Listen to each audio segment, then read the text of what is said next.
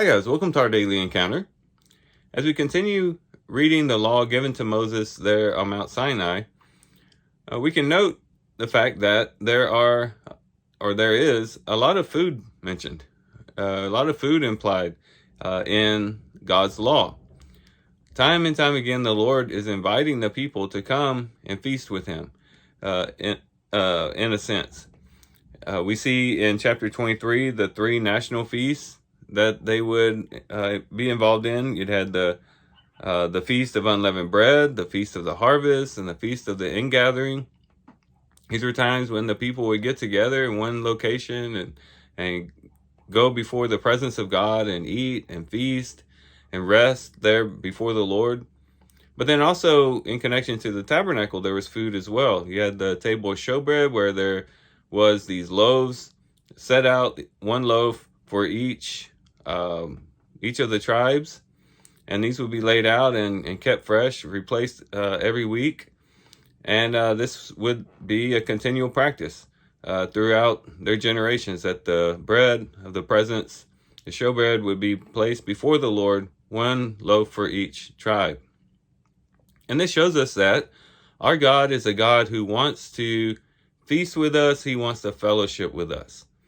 In inviting the people to the place of His presence and to bring them there to feast, and then also to have each of the tribes mentioned or represented by these loaves, indicate that God, our God, is a God who likes to fellowship with mankind. He likes to have a relationship with mankind. As we all know, one of the main ways that we get to know people, one of the main ways we have fellowship with people is around food. Families that eat together usually are able to communicate better. Also, you have times in which people get together after church and eat together. There's a lot of different instances. People who want to go out and date, a lot of times the first date that they have, it'll be centered around a meal. And other times as well, we just know that sitting down and eating around a common meal is a great way to communicate. It's a great way to have fellowship with one another and to build a relationship. And that seems to be what is being pictured here in the law, that the God of Israel was a God who wanted fellowship with His people and wanted to open up the doors of fellowship. This is continued in the New Testament with Jesus Christ Himself. As we're told in Revelation chapter 3, Jesus Himself said this. He said in verse 26, He says, verse 20, "Behold, I stand at the door and knock. If anyone hears my voice and opens the door, I will come into him and will dine with him and he with me."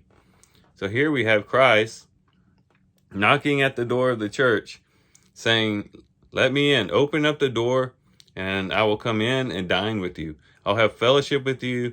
I'll be able to build a relationship with you, and there will be this communion between myself and you." And again, we see once again that our God is a God who wants to have fellowship with us, a God who wants to be in our presence and invite us in that relationship. So today, let's feast with the Lord. Let's spend time with the Lord, in fellowship with the Lord, in prayer with the Lord, worshiping the Lord, drawing close to the Lord, because that's what He desires. He wants us to draw near to Him. As James chapter 4 says, "Draw near to the Lord and He will draw near to you." And that is the call for the Christian, to live in a close connection to God and walking in fellowship with Him. So here's some things we can reflect on and think about as we do our reading today. With that, guys, I do thank you for watching the video today.